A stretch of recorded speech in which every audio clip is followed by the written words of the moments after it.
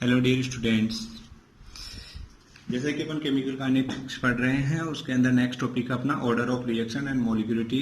देखिए, order of reaction मतलब अभिक्रिया की कोटि व अणुसंख्यता। सबसे पहले बात करते हैं अभिक्रिया की कोटि या फिर ऑर्डर ऑफ रिएक्शन। देखो, ऑर्डर ऑफ रिएक्शन होती क्या है। सबसे पहले तो अपन कोई भी रिएक्शन की बात करें तो कई रिएक्शन ऐसी होती हैं जो केवल एक ही स्टेप में कंप्लीट होती हैं। इसके अलावा कई रिएक्शन ऐसी होती हैं जो एक से ज्यादा स्टेप में कंप्लीट होती हैं। अब देखिए, जो एक से ज्यादा स्टेप में कंप्लीट होती हैं उन रिएक्शन के अंदर कोई ना कोई एक ऐसा स्टेप होता है जो स्लो स्टेप होता है। क्या होता है? Slow step. और जो स्लो स्टेप होता है वही रेट डिटरमाइनिंग स्टेप होता है। रेट डिटरमाइनिंग स्टेप मतलब अभिक्रिया का वेग निर्धारक पद, मतलब वही अपने रिएक्शन के अंदर वेग का निर्धारण करता है कि रेट ऑफ रिएक्शन की क्या है। तो सबसे पहले इसका डेफिनेशन देखेंगे। देखिए, हिंदी में किसी रासायनिक अभिक्रिया की कोटि उसके वेग निर्धारक पद पर निर्भर करती है, मतलब रेट डिटरमाइनिंग स्टेप पर डिपेंड करती है। और वेग निर्धारक पद कौन सा होता है? Slow step. कौन सा स्टेप? स्लो स्टेप या फिर धीमा वेग। अर्थात अभिक्रिया में वेग निर्धारक पद में भाग लेने वाले क्रियाकारक अणु या परमाणु की संख्या अभिक्रिया की कोटि कहलाती है। मतलब जो स्लो स्टेप है उस स्लो स्टेप में कितने रिएक्टेंट हैं वही अभिक्रिया की क्या कहलाएगी? कोटि कहलाएगी। तो रिएक्शन, यहाँ पर ऑर्डर ऑफ रिएक्शन की डेफिनेशन हो गई कि किसी रासायनिक अभिक्रिया में वेग निर्धारक पद में उपस्थित क्रियाकारक अणुओं की संख्या उसकी अभिक्रिया की कोटि कहलाती है। यहाँ पर देख सकते हैं, किसी भी अभिक्रिया में भाग लेने वाले क्रियाकारक अणु, परमाणु या आयनों की संख्या उसकी अणुसंख्यता कहलाती है। इसके अलावा देखो, अणुसंख्यता क्या होती है? मतलब अणुओं की संख्या। मतलब अणु की संख्या का मतलब ये हो गया कि कोई भी रिएक्शन के अंदर जितने अणु, परमाणु या फिर आयन पार्टिसिपेट कर रहे हैं, मतलब उसमें भाग ले रहे हैं, उन अणु, परमाणु या फिर आयनों की संख्या उसके अणुसंख्यता कहलाती है। इसकी अपन इंग्लिश में डेफिनेशन देख सकते हैं। सबसे पहले तो order of reaction. The order of chemical reaction is defined as the numbers of atom और molecule of reactant participating in rate determining step. मतलब रेट डिटरमाइनिंग स्टेप में जितने रिएक्टेंट मॉलिक्यूल पार्टिसिपेट करेंगे वह उसकी ऑर्डर ऑफ रिएक्शन कराएगी। इसके अलावा मॉलिक्यूलिटी की बात करें तो मॉलिक्यूलिटी क्या होती है? द नंबर ऑफ एटम और मॉलिक्यूल और आयन दैट रिएक्शन आर, मतलब नंबर्स ऑफ, जितने नंबर्स ऑफ मॉलिक्यूल होंगे या फिर आयन्स होंगे रिएक्शन के अंदर जो पार्टिसिपेट करेंगे वो सारी की सारी क्या कहलाएगी? मॉलिक्यूलिटी कहलाएगी। इसके अलावा देखो, कुछ एग्जांपल्स लेकर के अपन स्टडी करेंगे। देखो, जैसे कोई रिएक्शन है, ए से क्या बन रहा है? प्रोडक्ट। तो यहाँ पर अपना ऑर्डर ऑफ रिएक्शन क्या होगा? 1, क्योंकि एक स्टेप में कंप्लीट हो रहा है। और यहाँ पर देखिए, इसके अलावा right R equal to K1 and N. Molecularity मतलब अणुसंख्यता की वैल्यू कितनी है? क्योंकि मॉलिक्यूल कितना है? एक है। ठीक है। देखिए नेक्स्ट देखो, यहाँ से 2A इक्वल टू प्रोडक्ट, मतलब ऑर्डर 2 एंड मॉलिक्यूलिटी, मतलब यहाँ पर अणुसंख्यता कितनी है? 2 है। इसके अलावा A plus B rate R equal to K2A, A की कंसंट्रेशन एंड B की कंसंट्रेशन। मतलब ऑर्डर तो यहाँ पर कितना हो गया? 2 एंड मॉलिक्यूलिटी भी कितनी होगी? 2। एंड जैसे 2A प्लस बी, यहाँ पर ऑर्डर कितना है? 3 एंड मॉलिक्यूलिटी कितनी है? 3, क्योंकि 2 एंड ये 1, कितने रिएक्टेंट हो गए? 3। यहाँ पर ये इसलिए हो गया क्योंकि ये रिएक्शन एक ही स्टेप में कंप्लीट हो रही है। मतलब ऐसे रिएक्शन जो एक ही स्टेप में कंप्लीट होती हैं उनमें लगभग रिएक्शन के अंदर मॉलिक्यूलिटी और ऑर्डर ऑफ रिएक्शन क्या होता है? सेम होता है। क्या होता है? सेम। मतलब उनमें अभिक्रिया की कोटि और अणुसंख्यता का मान क्या होता है? समान होता है। इसके अलावा देखिए, कुछ स्टेटमेंट हैं उनको आपको याद रखना है। देखो, किसी रासायनिक अभिक्रिया की कोटि का मान, किसी भी रासायनिक अभिक्रिया की कोटि का मान न्यूनतम कितना हो सकता है? 0। मतलब मिनिमम 0 हो सकता है, वह अधिकतम कितना हो सकता है? 3। मतलब मैक्सिमम कितना हो सकता है? 3। The maximum number and minimum value of order of a chemical reaction can be 3 and 0 respectively. देखिए, इसका मतलब हो गया कि मिनिमम तो 0 एंड हाईएस्ट कितना होगा? 3। किसका? ऑर्डर की बात कर रहे हैं। इसके अलावा जो मॉलिक्यूलिटी होती है वो कितनी भी हो सकती है। रिएक्शन में जितने मॉलिक्यूल पार्टिसिपेट करेंगे उनके नंबर्स क्या होगी? उसके मॉलिक्यूलिटी होगी। देखिए, कुछ रिएक्शन के अंदर एग्जांपल ले सकते हैं, जैसे H2 plus Cl2 equal to 2HCl। H new present surface of water. देखिए, इसका ऑर्डर कितना है? ऑर्डर तो कितना है? 0। देखो, यहाँ पर देखा जाए तो यहाँ पर नंबर्स ऑफ मॉलिक्यूलिटी कितने हैं? 1 एंड ये 1 कितना हो गया? 2। तो इसके अणुसंख्या तो कितनी हो गई? 2। लेकिन इसका ऑर्डर कितना है? 0 है। कितना है इसका? 0। ये 0 क्यों निकल के आया है? ये एक्सपेरिमेंटली वैल्यू, यहाँ पर क्या है? एक्सपेरिमेंटली वैल्यू है। इसके अंदर अपन बात करते हैं नेक्स्ट टॉपिक है स्यूडो ऑर्डर रिएक्शन। जिसको अपन हिंदी में बोलते हैं छद्म कोटि की अभिक्रिया। देखो ये छद्म कोटि की अभिक्रिया एक प्रकार से प्रथम कोटि की अभिक्रिया का उदाहरण है। तो यहाँ पर लिख सकते हैं pseudo order reaction and pseudo first order reaction, मतलब छद्म प्रथम कोटि की अभिक्रिया। देखिए वे अभिक्रिया जिनकी कोटि का मान तो कितना होता है 1, मतलब order of reaction is 1 and molecularity is 2 are called pseudo order reaction. मतलब ऐसी अभिक्रियाएं हैं जिनके अभिक्रिया की कोटि का मान 1 और अणुसंख्यता का मान 2 होता है, छद्म कोटि की अभिक्रियाएं कहलाती हैं। The reaction occurs when order of reaction is 1 and molecularity is 2 which reaction are called pseudo order या फिर pseudo first order reaction. Then example ले सकते हैं एसिडिक हाइड्रोलाइसिस ऑफ एस्टर। अगर एस्टर का एसिडिक हाइड्रोलाइसिस करवाते हैं तो उस कंडीशन में अपने पास में CH3COOH and C2H5 acetic acid और एथेनॉल का फॉर्मेशन होता है। Rate equal to K1 CH3COOH2H5। एक चीज का और ध्यान देना, देखो यहाँ पर केवल और केवल रेट इसी पर डिपेंड कर रही है एस्टर पर। क्यों? क्योंकि वाटर यहाँ पर मैक्सिमम अमाउंट में लिया जाता है। इसी तरह देखो इसका ऑर्डर ऑफ रिएक्शन तो कितना हो गया 1 एंड मोलिकुलरिटी कितनी हो गई 2। तो ये किसका एग्जांपल हो गया स्यूडो ऑर्डर रिएक्शन का एग्जाम, छद्म कोटि की अभिक्रिया का उदाहरण हो गया। नेक्स्ट एग्जांपल देखिए 2N2O5 equal to 4NO2 and O2 equal. देखो ये भी एक तरह से यहाँ पर प्रथम कोटि या फर्स्ट ऑर्डर रिएक्शन का एग्जांपल है, जबकि इसकी मोलिकुलरिटी कितनी है 2 है। तो इसको अपन एक्सप्लेनेशन कर सकते हैं। देखिए इसका एक्सप्लेनेशन ध्यान देना। देखो जैसे ये रिएक्शन हो रही है, यहाँ तो अपने को पता चल रहा है कि ये रिएक्शन हो रही है। ये रिएक्शन 3 स्टेप में कंप्लीट हो रही है जो मैंने नीचे की तरफ दिखा रखे हैं। देखो ये N2O5 यहाँ पे 2 molecule 1 molecule N2O3 and O2, N2O3 equal to NO plus NO2, वापस N2O3 N2O5 equal to 4NO2। Total reaction यहाँ पर कंप्लीट हो रही है। इसके अलावा अपन इसकी बात करते हैं तो देखिए ये तो स्लो स्टेप है फर्स्ट वाला, ये सेकंड फास्ट है और थर्ड भी क्या है फास्ट। अब ध्यान देना, मैंने अभी बताया कि ऑर्डर ऑफ रिएक्शन क्या होगी स्लो स्टेप में। स्लो मतलब धीमे पद में उपस्थित क्रियाकारक अणुओं की संख्या उसका ऑर्डर ऑफ रिएक्शन कहलाती है, मतलब अभिक्रिया की कोटि कहलाती है। तो स्लो स्टेप हो गया और स्लो स्टेप के अंदर क्रियाकारक अणु कितने हैं 1, तो इसकी कोटि का मान कितना हो गया 1। जबकि इसकी यहाँ पर बात करते हैं तो मोलिकुलरिटी कितनी है 2 है। तो अपन एग्जांपल इस रिएक्शन के अंदर यहाँ से भी अपन देख सकते हैं और इसको अपन मैकेनिज्म की सहायता से या मैकेनिज्म की हेल्प से अपन इसको समझ सकते हैं ऑर्डर और मोलिकुलरिटी, या फिर कह सकते हैं कि अभिक्रिया की जो कोटि होती है और अनुसंख्यता को अपन समझते हैं। नेक्स्ट है देखो कई बार क्वेश्चन पूछा गया क्वेश्चन है, मोस्ट क्वेश्चन है right the difference between order of reaction and molecularity, मतलब अभिक्रिया की कोटि और अनुसंख्यता में अंतर स्पष्ट कीजिए। देखिए जैसे देखो सबसे पहली बात तो अभिक्रिया की कोटि क्या होगी, अभिक्रिया की कोटि हमेशा रेट डिटरमाइनिंग स्टेप पर डिपेंड करती है, जबकि मोलिकुलरिटी कभी भी रेट डिटरमाइनिंग स्टेप पर डिपेंड नहीं करती है।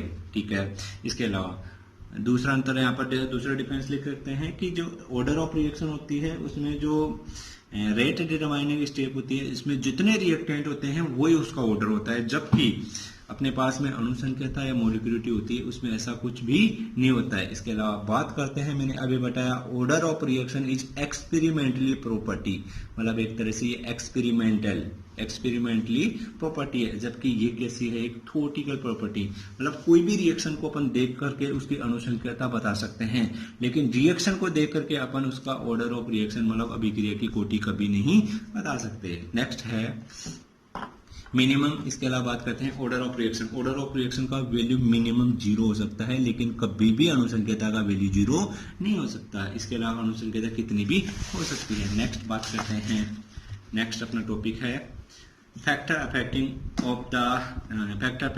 द रेट ऑफ रिएक्शन, मतलब ये हो गया कि अभिक्रिया के वेग को प्रभावित करने वाले कारक। अभिक्रिया के वेग को प्रभावित करने वाले कारकों में सबसे पहले कंसंट्रेशन ऑफ रिएक्टेंट, मतलब क्रियाकारक अणुओं की सांद्रता, दूसरा है टेम्परेचर, तीसरा है nature of reactant and product, four है कैटालिस्ट।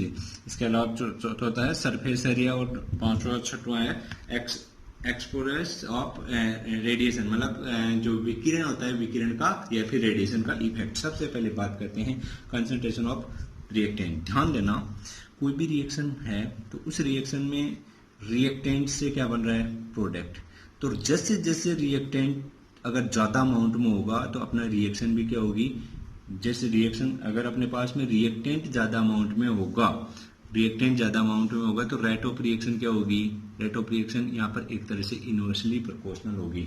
इनवर्सली प्रोपोर्शनल का मतलब हो गया कि अगर रेट ऑफ जो कंसंट्रेशन ऑफ द रिएक्टेंट, अगर रिएक्टेंट मॉलिक्यूल की संख्या ज्यादा है, किसकी संख्या ज्यादा है, रिएक्टेंट मॉलिक्यूल की संख्या ज्यादा है, तो उस कंडीशन के अंदर अपन बात करते हैं जैसे जैसे कंसंट्रेशन कमी आती जाती है वैसे वैसे अभिक्रिया का वेग भी क्या हो जाता है, घटने लग जाता है। मतलब एक तरह से ये कह सकते हैं कि कोई भी रिएक्शन है उसमें क्रियाकारकों की सांद्रता, देखो स्टार्टिंग में कोई रिएक्शन कंप्लीट होगी उस कंडीशन में R बनेगा P में, मतलब रिएक्टेंट की कंसंट्रेशन हाई होगी और प्रोडक्ट की कंसंट्रेशन क्या होगी, लो होगी। लेकिन प्रारंभ में या स्टार्टिंग में रिएक्टेंट की कंसंट्रेशन क्या है, अधिकतम या मैक्सिमम है। जैसे जैसे रिएक्शन कंप्लीट हो रही है उस कंडीशन में रिएक्टेंट की कंसंट्रेशन में क्या हो रही है, कमी हो रही है। जैसे जैसे रिएक्टेंट की कंसंट्रेशन में कमी आने लगती है अभिक्रिया का वेग भी क्या होने लगता है, घटने लगता है। तो इसका मतलब हो गया कि अभिक्रिया का वेग एक तरह से कह सकते हैं कि अभिक्रिया का मेल अभिकारकों की कंसंट्रेशन के एक तरह से इनवर्सली प्रोपोर्शनल होता है। दूसरी बात करें यहाँ पर टेम्परेचर का मतलब ये हो गया, एक चीज का और ध्यान देना, देखो कोई भी रिएक्शन में अगर अपन टेम्परेचर इंक्रीज करते हैं तो टेम्परेचर इंक्रीज करते हैं तो उसमें प्रेजेंट जो मॉलिक्यूल होंगे या फिर आयन होंगे या फिर एटम होगी उनकी क्या होगी, स्पीड, एक तरह से काइनेटिक एनर्जी क्या हो जाएगी, इंक्रीज हो जाएंगी। तो काइनेटिक एनर्जी इंक्रीज होगी या गतिज ऊर्जा इंक्रीज होगी तो मूवमेंट करेंगे तो वहां पर रिएक्शन क्या होगी, फास्ट होगी। तो यहाँ पर लिख सकते हैं temperature is directly proportional to rate of reaction. All reaction exothermic and endothermic, मतलब ऊष्माक्षेपी और ऊष्माशोषी दोनों प्रकार की अभिक्रियाओं के लिए temperature directly proportional to rate of reaction. Next है according to general approximation on increases the temperature, मतलब ये हो गया कि जैसे जैसे टेम्परेचर इंक्रीज करेंगे तो उसके अपने पास में जो रेट ऑफ रिएक्शन भी क्या होती जाएगी, इंक्रीज होती जाएगी। इसके अलावा एक चीज का और ध्यान देना, देखो एक तरह से कह सकते हैं कि एक एक्सपेरिमेंट के अनुसार ये खोजा गया कि अगर कोई रिएक्शन का टेम्परेचर 10 डिग्री सेंटीग्रेड इंक्रीज करते हैं तो उसका रेट ऑफ रिएक्शन 2 और 3 टाइम एक तरह से क्या हो जाता है, इंक्रीज हो जाता है। नेक्स्ट है according to collision theory are the collision rate on molecule also increases, मतलब कोलिजन थ्योरी जो अपन इसी चैप्टर के अंदर आगे पढ़ेंगे उसके अनुसार अगर जैसे जैसे टेम्परेचर इंक्रीज होता है तो एटम की कोलिजन मतलब टक्कर भी क्या होती है, इंक्रीज हो जाती है, जिससे कि रेट ऑफ रिएक्शन भी क्या हो जाती है, इंक्रीज। इसको हिंदी में लिख सकते हैं एक सामान्य परीक्षण के अनुसार अभिक्रिया का मिश्रण का तापमान 10 डिग्री सेंटीग्रेड बढ़ाने पर उसका वेग 2 से 3 गुना बढ़ जाता है। और संगठन सिद्धांत या टक्कर सिद्धांत जो अभी आगे पढ़ने वाले हैं इसके अनुसार परस्पर टक्कर भी बढ़ जाती है जिससे अभिकारक अणु उत्पाद में परिवर्तन की दर भी क्या हो जाती है, बढ़ जाती है। नेक्स्ट है nature of reactant and product. देखिए आर है वो किस में कन्वर्ट हो रहा है, पी में। तो देखो जैसे जैसे रिएक्शन कंप्लीट होगी आर वाले बॉन्ड तो ब्रेक होंगे मतलब टूटेंगे और प्रोडक्ट वाले जो बॉन्ड होंगे वो बनेंगे मतलब फॉर्मेशन होगा।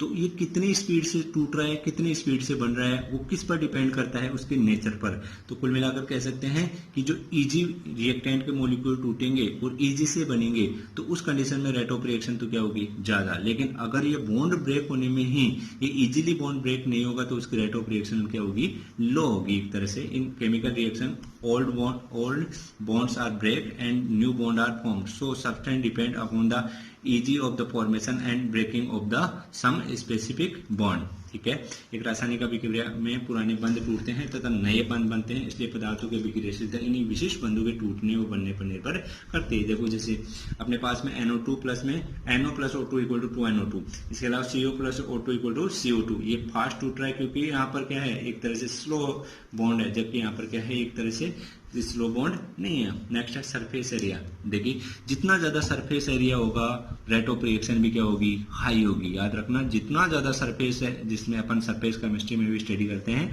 जितना ज्यादा सरफेस एरिया होगा रेट ऑफ रिएक्शन भी क्या होगी, हाई। जैसे अपन एक छोटे से एग्जांपल ले सकते हैं, a larger pieces of the wood bond. देखो एक कोई भी बड़ा अमाउंट या मोटा लार्ज अमाउंट का अपने पास में कोई लकड़ी या फिर वुड है तो वो धीमे वेग से बर्न होगा या फिर जलेगा, जबकि उसी लकड़ी को अपन छोटे छोटे टुकड़ों में डिवाइड करके अपन जलाते हैं या बर्न करते हैं तो वो उसका जलना क्या हो जाएगा, और भी तेज हो जाएगा, मतलब उसकी रेट ऑफ रिएक्शन क्या हो जाएगी, हाई हो जाएगी। ठीक है, तो अपन इसके अंदर लिख सकते हैं या फिर बता सकते हैं कि पदार्थ के टुकड़ों की संख्या बढ़ने पर साथ साथ जो सतह का क्षेत्रफल होता है वो भी क्या हो जाता है, बढ़ जाता है। नेक्स्ट बात करते हैं अपन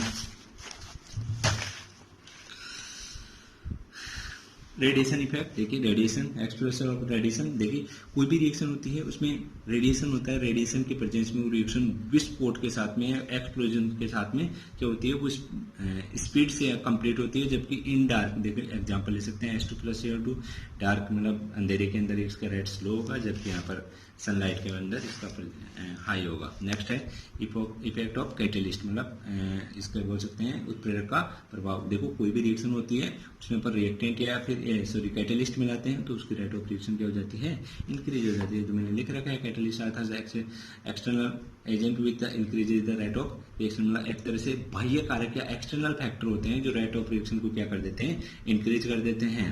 ठीक है, नेक्स्ट है, ये एक टॉपिक अच्छा है। इसके अलावा देखिए कैटलिस्ट के इफेक्ट की बात कर रहे थे, देखो यहाँ पर मैं एक फिगर से इसको समझा सकता हूँ। देखो मैं यहाँ पर रिएक्शन प्रोग्रेस और यहाँ पर पोटेंशियल एनर्जी के बीच में यहाँ पर ग्राफ खींच रहा हूँ। ध्यान देना इधर, देखो कोई भी रिएक्टेंट है, जैसे ये R है और ये किस में कन्वर्ट हो रहा है, प्रोडक्ट में।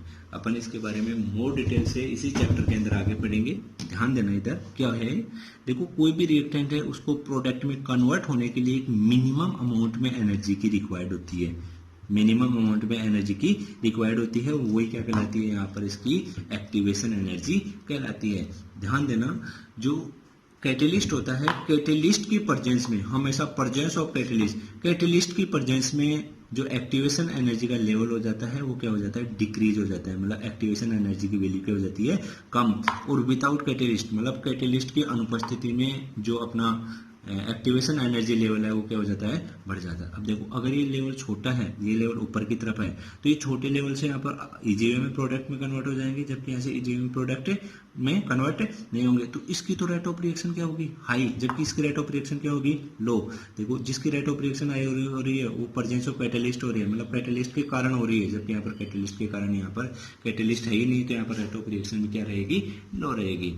देखिए इसके अंदर अपन लिख सकते हैं, नीचे लिख रखा है, उत्प्रेरक की उपस्थिति में सक्रिय ऊर्जा का मान घट जाता है, जिससे अभिक्रिया का वेग क्या हो जाता है, बट मतलब presence of catalyst the activation energy of the reaction due to which the rate of reaction is are increases. ठीक है, एक बार देख लीजिए दोबारा से इधर।